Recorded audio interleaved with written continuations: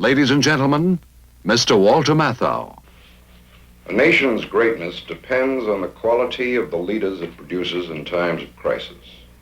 We Americans have been very fortunate in this respect, particularly in regard to the military commanders who led our armies in times of national peril. Their record of success is unparalleled in the history of the world.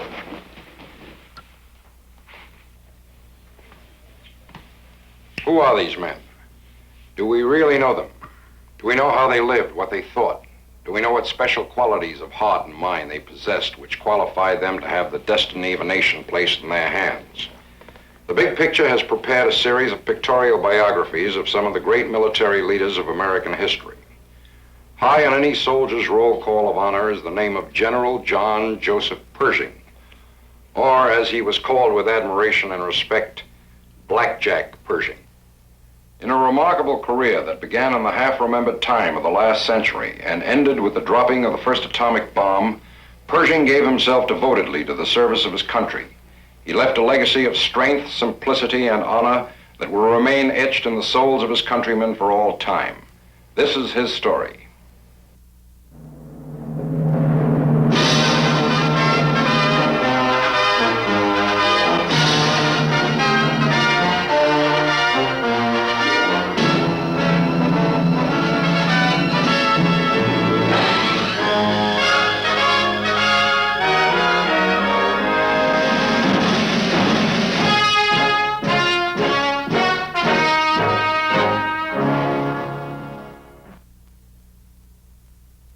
The story of John J. Pershing begins a century ago in the heart of the great Midwest. Missouri was a troubled state when Pershing was born at Laclede in 1860. Bitterness and controversy had raked its valleys, and the winds that moved through its fields in the years of John Pershing's early youth blew hot from the battlegrounds of the Civil War. As a boy of 5, he stood and watched the soldiers from his town and county return from the final campaign at Appomattox. And after that, as the nation itself began to bind its wounds, Missouri turned its whole attentions to the taming of its rugged but productive soil. And Missouri boys grew to their manhood in those distant years of long ago on a regimen of hard work and piety. The time and the home of his youth shaped Pershing for the years of greatness. Those years began, as have the public careers of so many of America's heroes, on the plain at West Point.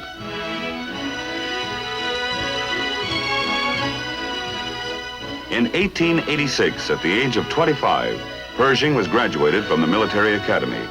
The qualities of leadership about which the world would one day hear a great deal had already begun to show clearly. In his final year, he was elected president of his class and appointed senior captain of cadets.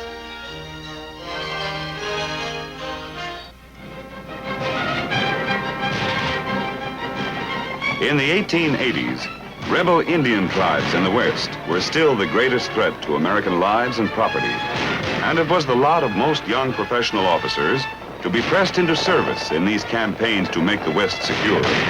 Lieutenant Pershing, cavalry, saw his first action the year of his graduation in the fighting in the Southwest, which brought an end to the war against the Apaches, led by the fierce and wily Geronimo. Later, serving as a leader of Indian Scouts, he participated in the final campaign against the rampaging Sioux in South Dakota.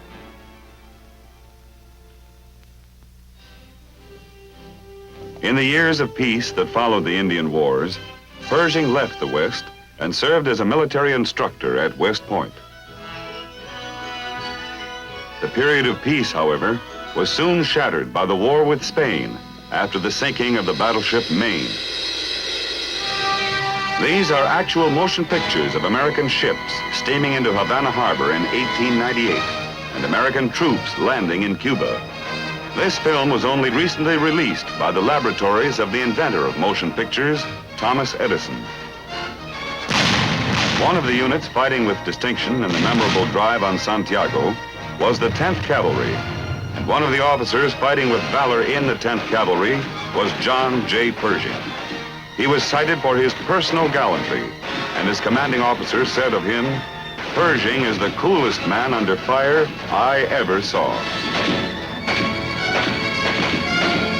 When the stars and stripes were raised in victory, Pershing himself later said, "It lifted us out of ourselves. It was the soldiers' silent Ave Maria."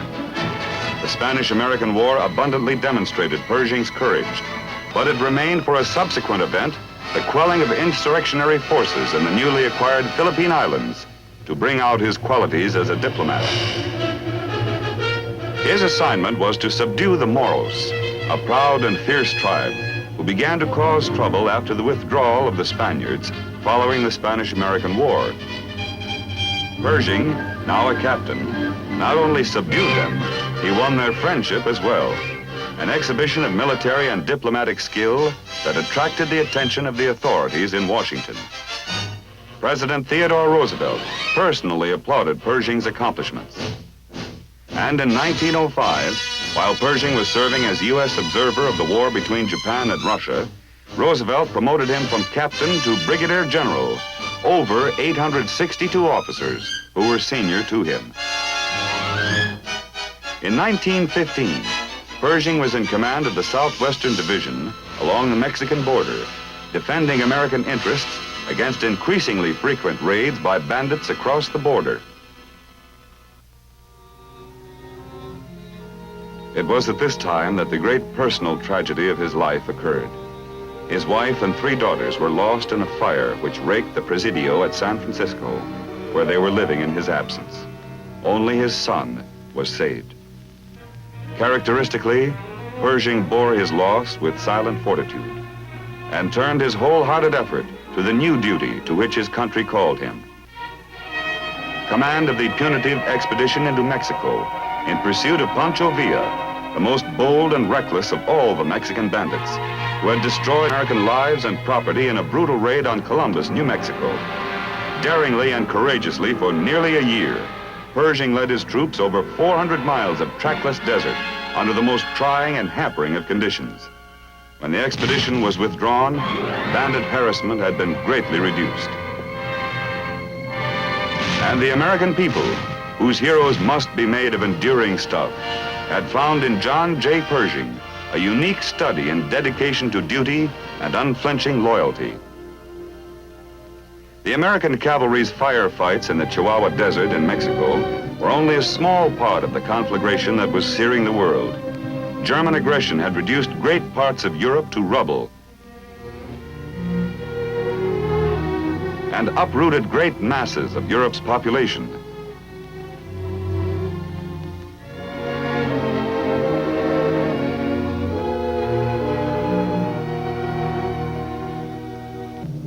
When German lawlessness on the high seas began to add American lives to the casualty lists, it was obvious that the United States could not avoid participation in the great conflict which had become known with grim appropriateness as the World War. "We enter this war," said President Woodrow Wilson in his address before Congress, "only because there is no other way of defending our rights." The professional army was small, and the only hope lay in a great citizen army, which had to be raised up literally overnight. When Pershing was named to head the American expeditionary force that would go to France, the nation applauded. For the first time in history, American soldiers would fight in the glare of world attention, with the entire world having a direct stake in the outcome of their effort. The commander-in-chief, now a major general, arrived in Europe in June ahead of his troops. Shortly thereafter, he was promoted to full general, a rank only 4 Americans, Washington, Grant, Sherman, and Sheridan, had held before him. A spirit moved across America in those memorable months of 1917, uniting the people as they had never been united before, touching their effort with a faith and a patriotic fervor which still live in the music that animated the nation's soul.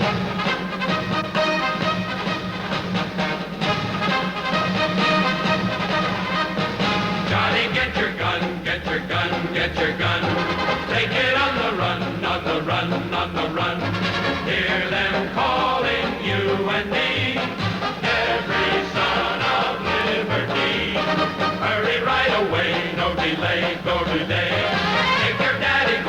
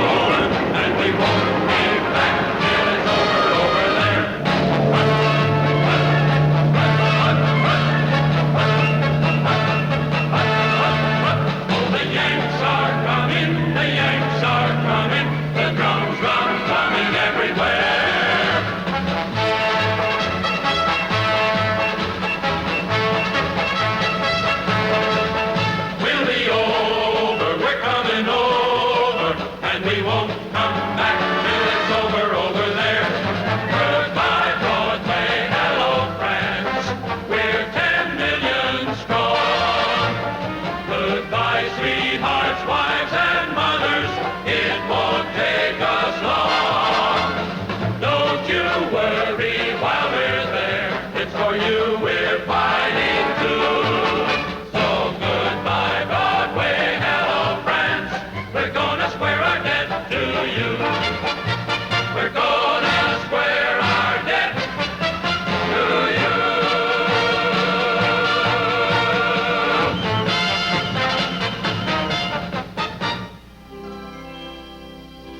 For Pershing, the challenges in France were monumental. He had the task of shaping and training an army force which in a year and a half would expand to 2 million men. Pershing firmly believed that 3 qualities were necessary for Allied victory: an offensive spirit,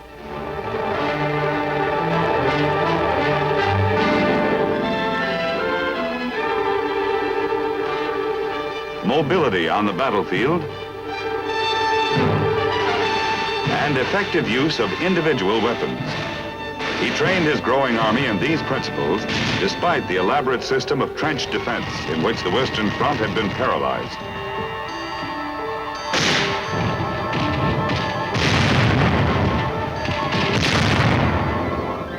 One of his greatest conflicts came with the Allies themselves, who wanted to use the new American troops as replacements in their own divisions.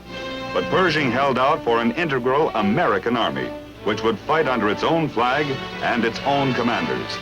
The prestige of the nation itself would stand or fall on the performance of that army in the test of battle.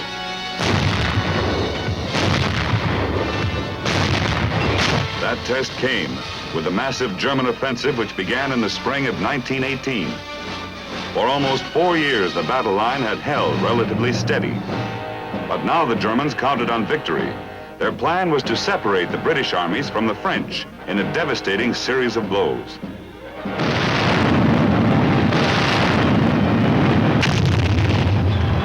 Thousands of tough and specially trained troops hit the Allied line, and in a succession of drives, they shattered the British front and broke through Allied defenses.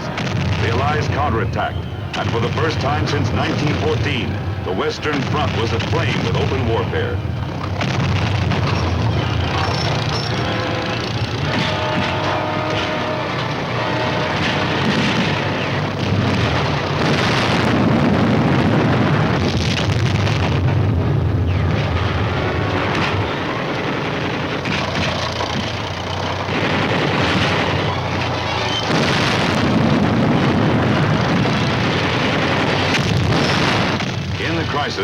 Pershing postponed his plan to weld an American army, and he offered Marshal Foch, Commander-in-Chief of the Allied armies in France, the free use of every American man and gun. When the Germans cut through the Allied lines in a thrust to the Somme River, the world had its first substantial chance to see the Yanks in action at Cantigny. Pershing threw the 1st Division in to help stop the German drive here.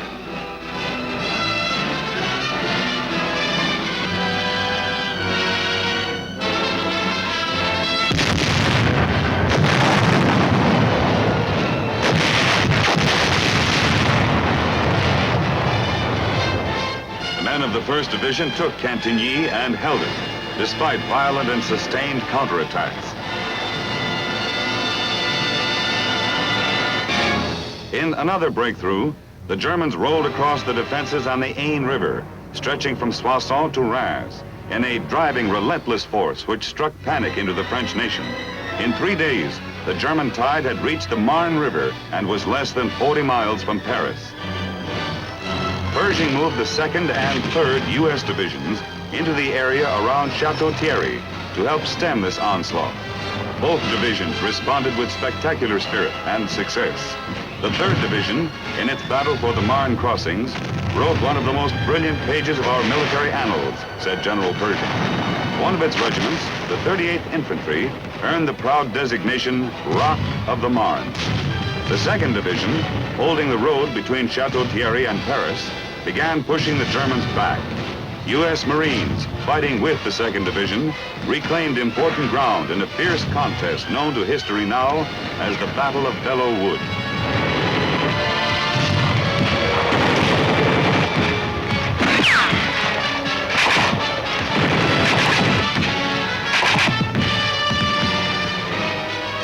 Allies pressed the counterattack forward, and by the end of July, the entire Marne salient was removed. The tide had now turned. The initiative had passed to Allied hands, where it would remain.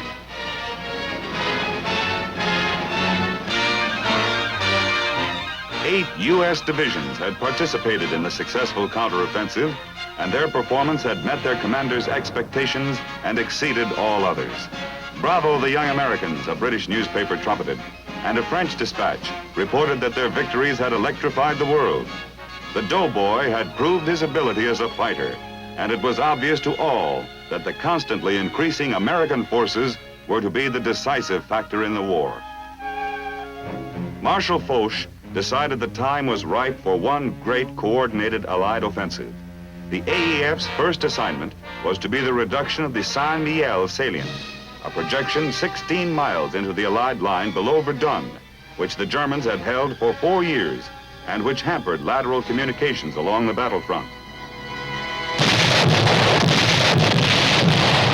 The Saint-Mihiel offensive, which began on September 12th, was the first operation in the war carried out by a complete American army under the separate and independent control of General Pershing.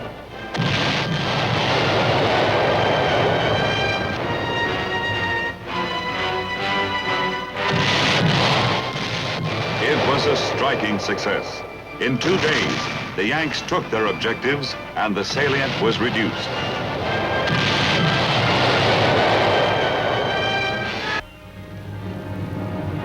Now America's soldiers were moving to the beat of the muffled drums of history. Because they had fought so decisively as an integrated American force, they were moving in the long tradition of their country, a tradition stretching back across the flats of Yorktown, through the rolling fields of Gettysburg, up the rugged slopes of San Juan Hill. The man who had welded them into this integrated force had by now made his own unique mark on the history of his times. As a tactician, seeking victory through fire and movement on a fluid battlefield, Pershing was proving himself superb. To the men of the AEF, who knew him best by the nickname Blackjack, he was no myth. The battle was his as well as theirs. He had confidence in them, and they gave him their trust and respect.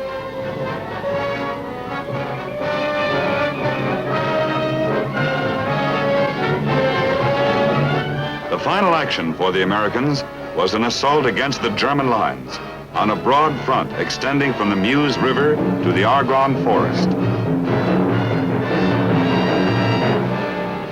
Americans made a field of glory of their battleground that violent autumn in the province of Lorraine, and in the hearts of their countrymen, a strong pride moved like wind across the water. But now there was also a deep and gripping awareness of the cost of victory. And in the cadence of the America of that dim and distant time, along with the crash of cannon, echoes also the haunting poetry written by one of her soldier sons with a timelessness that made it an enduring part of the literature of the age. It may be death shall take my hand and close my eyes and quench my breath. It may be I shall pass him still. I have a rendezvous with death on some scarred slope of battered hill. The Meuse-Argonne offensive involved the most severe fighting that an American army had ever been called upon to wage in all the nation's history to that time. But doggedly, steadily, never once retreating, the Yanks pushed forward through the fire-swept fields of no man's land, into the very teeth of the enemy's defenses along the invincible Hindenburg line. Your achievement, General Pershing told them when it was all over, is scarcely to be equaled in America's history.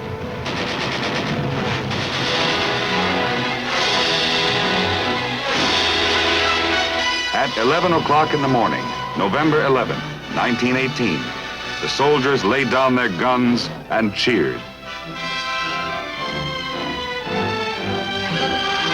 And their cheers were echoed in every city of the Allied world. I pay supreme tribute, General Pershing said when the guns had stilled, to our officers and soldiers of the line. When I think of their heroism, I am filled with emotion which I am unable to express. Pershing himself was decorated by 9 foreign governments, as well as his own country. He stayed in Europe for a while after the war was ended. He was with President Wilson when the president came over for the Versailles meeting of the Big Four: Clemenceau of France, Lord George of Britain, Orlando of Italy, as well as Wilson of the United States. Then Pershing bade goodbye to his old comrades in arms.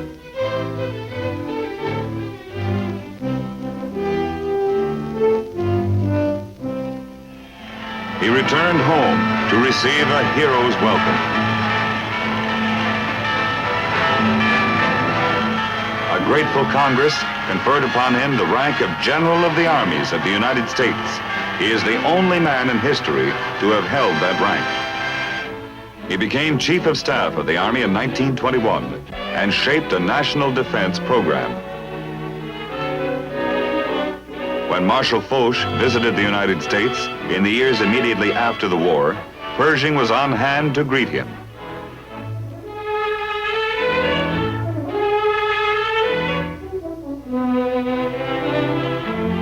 He took delight in showing the Marshal the evidence of solid French-American friendship, which the two commanders had done so much to forge. When the body of the unknown soldier was returned from France for burial, Pershing led the nation in its tribute. Showing the measure of his own respect for the nation's heroes, Pershing wore only the Victory Medal, which was awarded to every veteran of the World War. Pershing retired from active service in 1924, but he remained active in the life of the nation. As chairman of the American Battle Monuments Commission, he traveled to Europe many times to witness the dedication of memorials to American soldiers.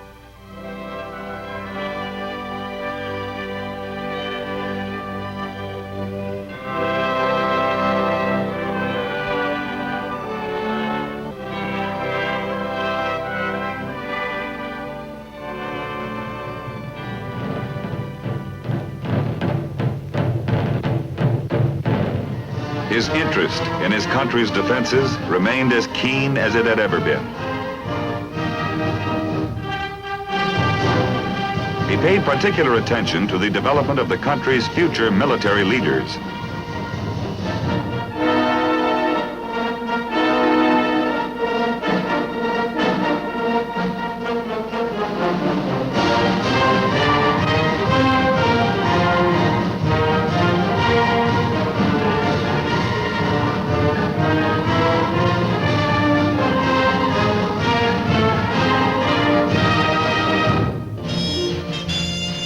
His health failing and old age overtaking him, Pershing called soberly upon his fellow citizens to recognize the growing aggression that was threatening the world. When war did come again, Pershing at 81 instantly offered his services. President Roosevelt accepted, saying in words that reflected the feeling of all the people, "You are magnificent." Throughout World War II, he gave the benefit of his military wisdom to those who led America to victory in the Second and greatest World War.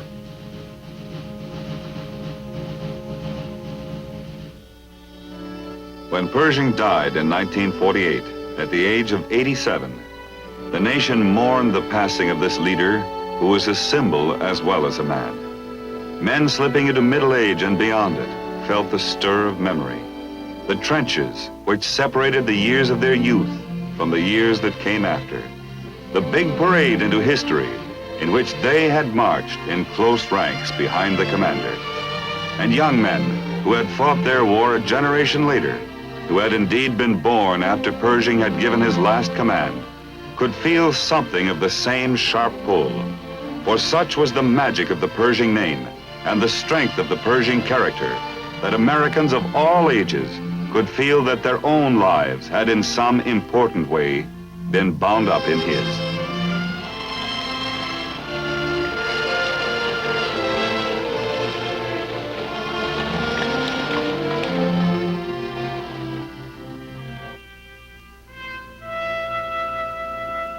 Pershing lies today in honored repose in the fraternity of the nation's heroic dead on the slopes of Arlington National Cemetery.